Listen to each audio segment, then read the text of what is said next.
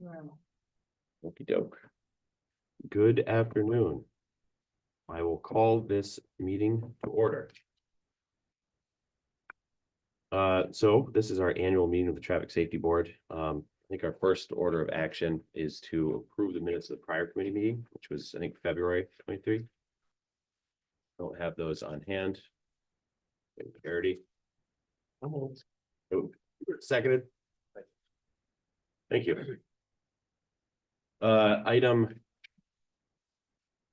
Right, move to a vote. Thank you. Now please, let's vote on the approval of minutes from prior committee meeting. All in favor? Aye. That passes. Item number 3, we went to our action agenda, new business items. I've attached in the agenda as item number 2, excerpt from New York State Vehicle and Traffic Law, Traffic Safety Board roles and responsibilities. This has been outlined that we have certain obligations to do on an annual basis. I think we need to stay up to date on this because we do utilize funding from the Governor's Traffic Safety Board for important road safety projects. So let's keep everything above board, and we need there are some interesting points on membership of the board.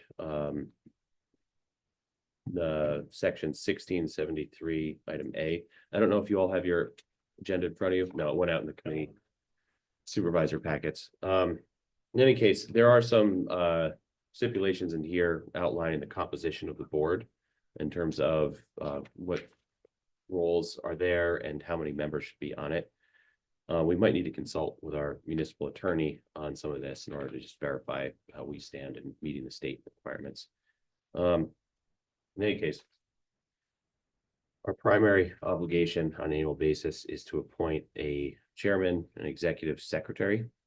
So I think, we also need a vice chairman as well. So I think we'll take nomination for chairman at this point. I nominate Ethan Gaddy, chairman. Second.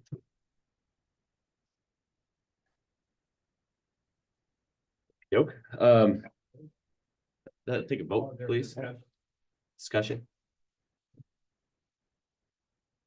I think you're very well versed in traffic issues, pedestrian safety issues. I think it's kind of a natural fit. I know you do have a very busy work schedule, but I think and I'm happy to help you as best I can. Thank you. We'll take this to a vote. All in favor, say Aye. aye. All right, passes. Okay, next role we need to nominate is vice chairman. And I think there's been some members here that have expressed some interest in the position. Take nominations for the vice chairman position at this point. Nominations. I nominate Don Lehman. seconded. If I can. Take that to a vote unless there's any discussion. All right, let's vote on the nomination of Don Lehman as vice chairman, Traffic Safety Board. All in favor? Aye. Aye. All right, that passes. The third item is electing a secretary. Take nominations for secretary. I nominate myself. I'll nominate Monica for secretary. Yeah. No, Mike, you Just, can't nominate yourself. Terry could though. Traffic safety board. Okay. And actually, technically Monica then may not be able to be nominated as secretary. Perhaps as executive secretary could be appointed. Does not require that she is a member. Executive secretary. That's what you said. Right, so we are required to elect a secretary from one of the Oh, members of the okay. Traffic This Safety is Board. That's different. Yeah, we do. So as long as we have. So I'll take nomination for secretary. Nominate Monica. Oh, I'm not part of the camp for that. I'm executive secretary is what. Oh, Executive, so yeah, so there's a position of secretary, then there's a This is position the of board executive. secretary. Secretary has to be from the member of the Traffic Safety Board. So if there's anyone here who wants to be nominated secretary.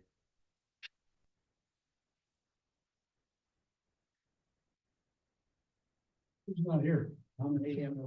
nominate Anne Who's Marie not here? Mason. Any seconds on nomination of Anne Marie Mason? Second. Don, thank you. Let's, any discussion? Emery who? Take that to a vote. All in favor, say aye. Aye. Okay, that appoints Anne Marie Mason, as Secretary, Traffic Safety Board. Now the final position we need to get to is the appointment of an executive secretary. Shall be the executive administrative officer of the board. So take a motion to nominate executive secretary.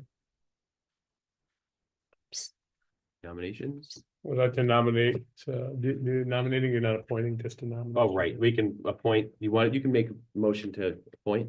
We get a second on that one? I'd like to, Appoint me. yeah, I'd like to appoint Monica Gerard or at least have her in consideration. for Okay, this. all right, is there any seconds on that? No seconds, okay. Don, thank you. Okay, so any discussion on that? Pretty popular. And we'll vote to appoint Monica as executive secretary. All in favor, say aye. Aye.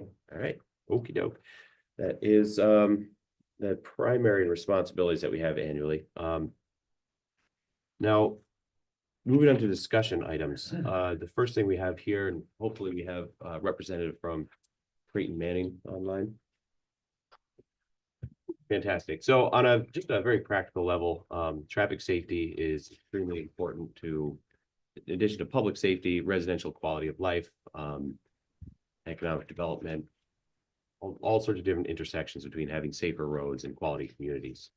In light of that, our regional planning board, the Lake Champlain, Lake George Regional Planning Board, received federal DOT funding to create a safety action plan for the Adirondack Gateway region, which includes the counties from the AGFDC, which is our metropolitan planning organization area, Warren, Washington, and northern Saratoga counties. The purpose of the safety action plan is to, have a comprehensive approach to reducing road injuries and fatalities, and then come up with some implementable strategies that various agencies, organizations, both within our county and external partners, can implement in order to achieve safer roads. This project, ideally, upon adoption, will open the county up to additional implementation funds. And I think this could be a great benefit both for community development initiatives, placemaking, as well as law enforcement activities as well. So it does open up some really good federal funding opportunities for us. So we're at the stage of the planning process right now where there's been extensive public input, data analysis. I think a lot of the people in this room have already participated in some of these calls. And now we're moving towards the plan finalization and eventual adoption by Metropolitan Planning Organization and possibly by our county as well. So I think it's important for this group to take a look at some of the underlying data and themes that our consultant team has unearthed through its data analysis and public engagement. So Zach from Creighton Manning, who's the project lead, is going to give us a probably 15-minute overview of the project and take any questions after that. I'll pass it up to Zach. Thanks, Ethan. Can everybody hear me okay? All right, I've got a little presentation I'd like to share, but I think the meeting organizer needs to allow me to do that. I've sent a request to be allowed to share. Okay, great. I'm going to pull it up right now. Okay, can everyone see the title slide? Great. So like Ethan said, my name is Zach Brodt. I work for Creighton Manning Engineering, part of the consultant team helping the Lake Champlain, Lake George Regional Planning Board with their safety action plan for what we're calling the Adirondack Gateway region. A lot of you have been on the distribution list at least, and even some of the outreach calls for the project. So I'm just going to go through the process and explain where we're at so far in sort of a condensed way. And if you have any detailed questions, I'm happy to give more information on any part of what I've discussed. So a safety action plan is a specific document involved with the Safe Streets for All funding grant from the Federal Highway Administration. And the idea is funding is for creating a document that's meant to be a repository of data and techniques and projects to help municipalities work towards an eventual goal of zero fatal and serious injuries on their roadways, which they must commit to in a leadership commitment or legislation at the beginning of the project. The process involves data analysis, looking at existing crashes and deriving patterns from that, as well as engagement with the community, finding areas of concern. And then again, it's meant to be a guiding document for future funding applications. So the plan itself will not be implementing any projects, but it's meant to be the broadest, most useful kind of menu for future strategies towards reducing crashes with an eye toward maximizing future grant opportunities as well. It also includes updates on progress toward the goals past the formation of the safety action plan. So once it gets adopted, there's a built-in mechanism of reporting and updating to make sure that the municipality has what they need to work towards their goals. So I know you all are representing Warren County. The plan actually represents Warren, Washington, and a little bit of Saratoga counties, including South Glens Falls and the town of Moreau, which is the same geography as the Adirondack Glens Falls Transportation Council, MPO. So some of the stats and data I'll be showing you reflect more than just Warren County. But we do have the capability to break out some of those crash numbers if you are curious about that, and we can discuss as we go through. So the first big process in this plan was to do existing crash analysis, which we got from the New York State DOT's CLEAR system, which is an online repository of their official crash data collected from state law enforcement reports. So, and what we tried to learn from this was collecting the existing crash hotspots where crashes are happening now. We also did a risk analysis based on different factors to determine where crashes might be likely to occur. And then we identified priority areas that were state or federal disadvantaged community geographies, as well as a little bit of our own analysis that we did, which I'll explain in a bit. But we used all those three factors to combine into one set of priority geographies shown in a static map here. We've also had these uploaded to a story map online that you can interact with and move around and zoom in and really take an actual look at what these geographies are and their crash stats within them. So we'll give you that link as well if you want to take a deeper dive, but that's the general process that led toward the priority locations that'll be in the plan. About incorporating equity. So as we said, we did use federal and state disadvantaged geographies based on those governments' assessment of several factors, including income, vehicle availability, et cetera. But we also used a software called Replica that uses origin destination data. And through that, we were able to find census tracts or parts of the counties where the most people who were either low income or over the age of 65 and several other disadvantaged community indicators, we were able to find out where those people were driving and making most of their trips, and we included those within the disadvantaged geographies as well. So it's a bit of our interpretation combined with official designations from the government. And just to go over quickly the crash data trends that we used to inform our analysis. The official study window is from 2018 to 2022, which was the last full year of data available when we started the study. You can see that those last 4 years are following a pretty common pattern where crash numbers are high, then drop during 2020 due to, we think, less people using the roadways in general during the COVID era, and then are slowly rising back up and even exceeding where they were in 2018. So this is both fatal and serious injuries in the 3-county area. Also, the fatality rate, you can see generally, is going up. And even though the 5-year average is kind of staying strong. So that indicates that crash trends aren't going away, and it supports reason for having a plan that will support future interventions. We also want to give a quick idea about the causes, the general causes of crashes. This was again created for the 3-county area, but it's meant to show that even a lot of Warren County is rural, which means that the crash types in those areas are a lot different than the crash types in a more dense part of the study area like Glens Falls. So we've tried to incorporate that idea as we progress with the study. In rural areas, collision with object is by far the most common crash type.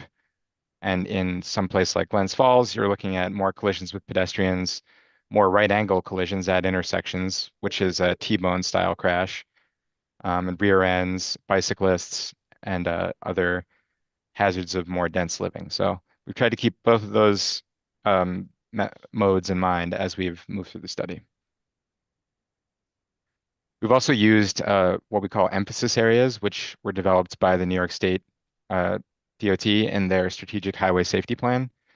So that includes roadway departure, which the subcategory of which is collision with object. That's anytime a car exits the lane of travel or collides with an object.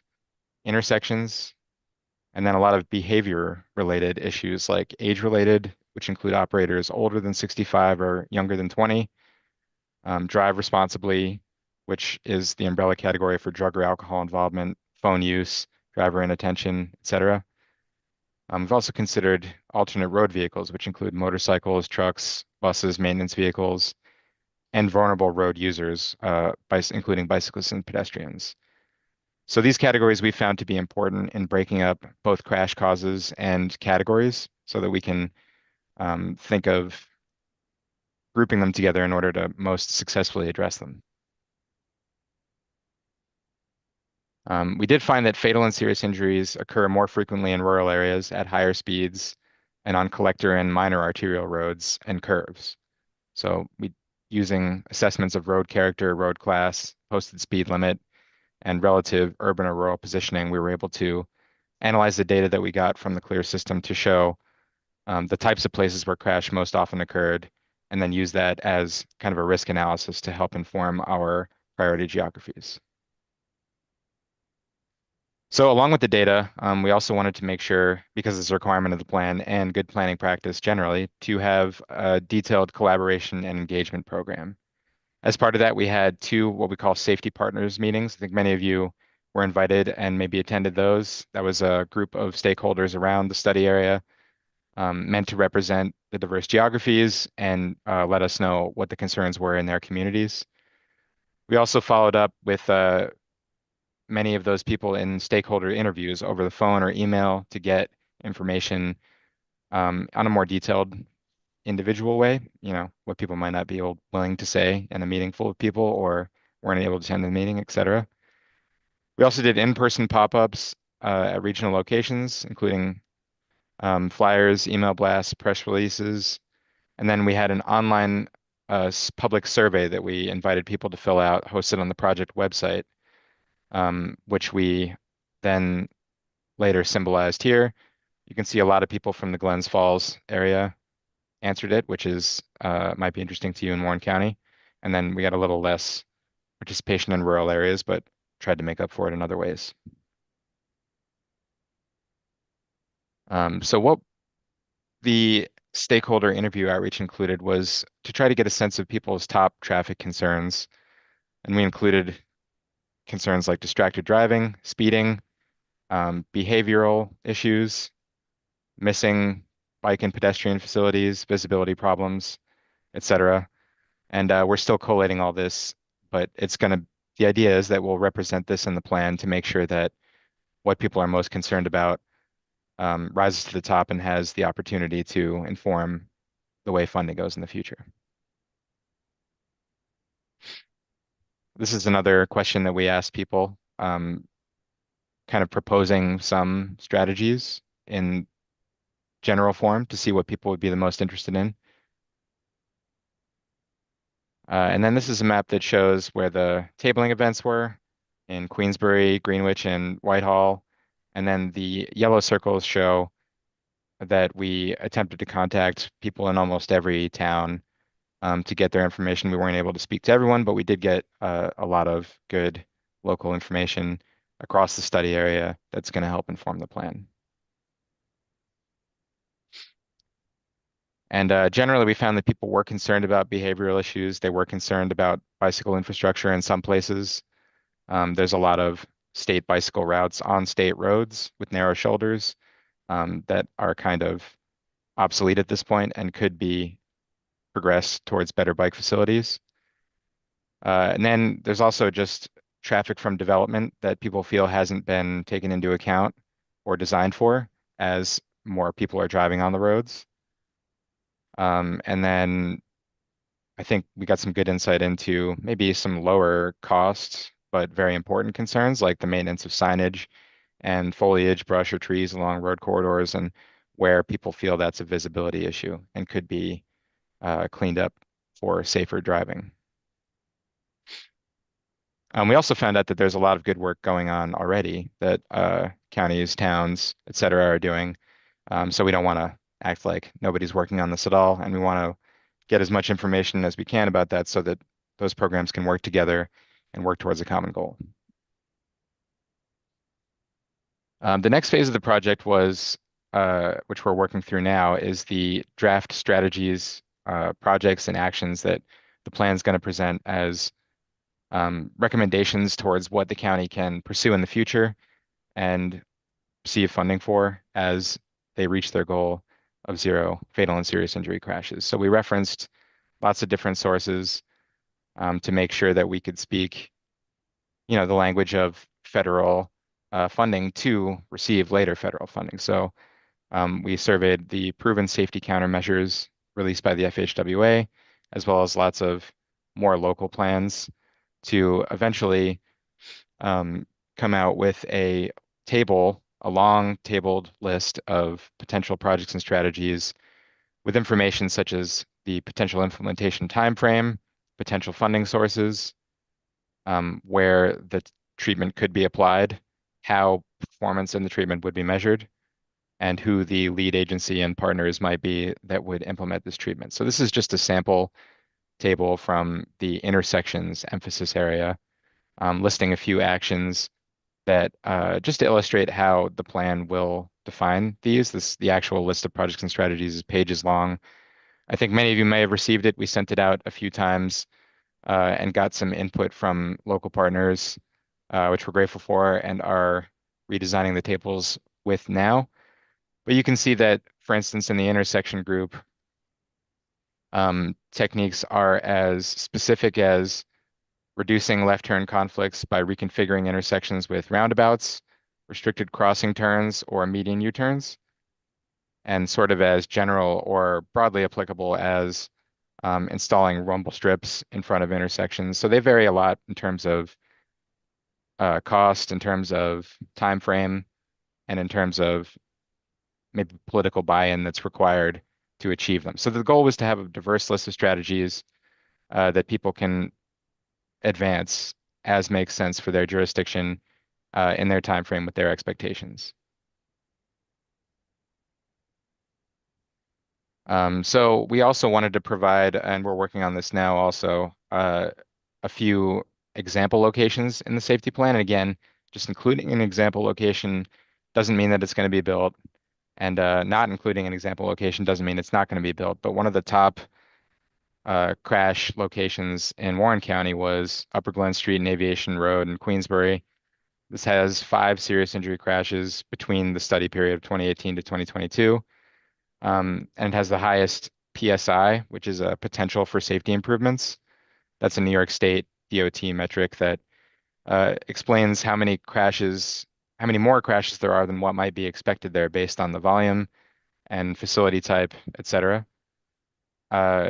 And there's all sorts of different potential safety measures that might be implemented here, including signal timing modifications, lane reductions, shortening of pedestrian crossings with median islands or curb extensions. And there's also kind of you can see the bicycle sharrow here at the northbound, or the north. Yeah, you can see that that's kind of a low buy-in for bicycle infrastructure that could potentially be developed. And again, these would all need to be studied for feasibility, but the idea is a location with priority, with a safety priority that's been selected by people in public outreach will have like a long table of potential strategies that people can go through and seek funding for and eventually find the right fit to turn dangerous intersections into safer intersections. So the next steps of the plan are going to be to refine the projects and strategies, further develop those priority locations examples like the one that I just showed you, and then eventually put all that together into a draft and then final safety action plan. So I think a good, if any of you haven't received the long list of projects and strategies, I can send that out to everyone on the board so that they'll have a chance to look it over and understand kind of the breadth of the plan. And for right now, I'm happy to answer any other questions that you might have.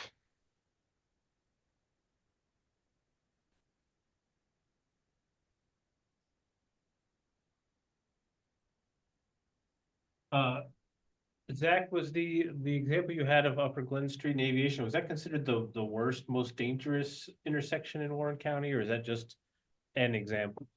It's an example, and the way that we did our data analysis, the method I described to you of how we got our priority locations, of those, this is the highest PSI.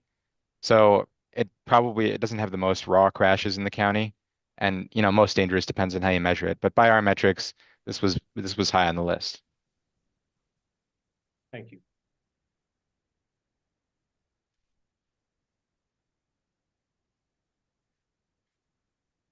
Anything And else? again, yeah, the idea is to provide an example just to show how people might carry things forward. I know it's always kind of controversial to pick one or two places because there might be work going on there already. People might have different opinions on it. And it's easy to kind of overinvest in that idea of doing something at one place. But I think it's important to show how these projects might be applied.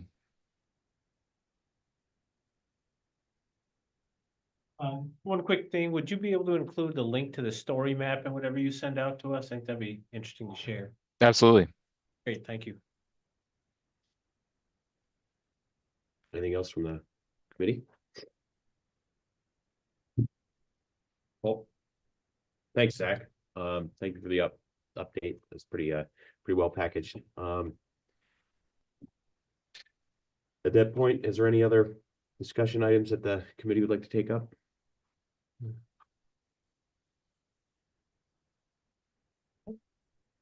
Okay,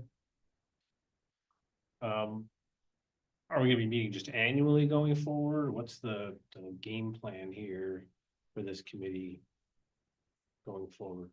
I guess that is partially dependent on the appetite of this traffic safety board.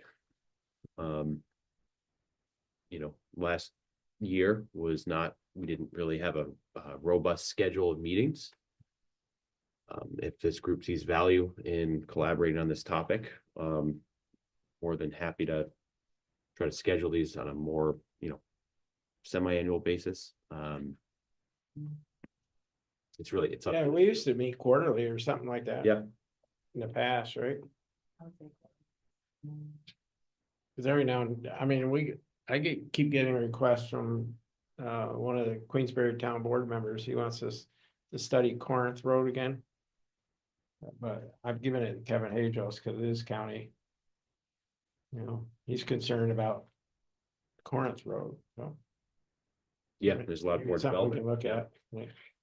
Okay, so is there an appetite for quarterly meetings? I would agree with that. Okay, all right.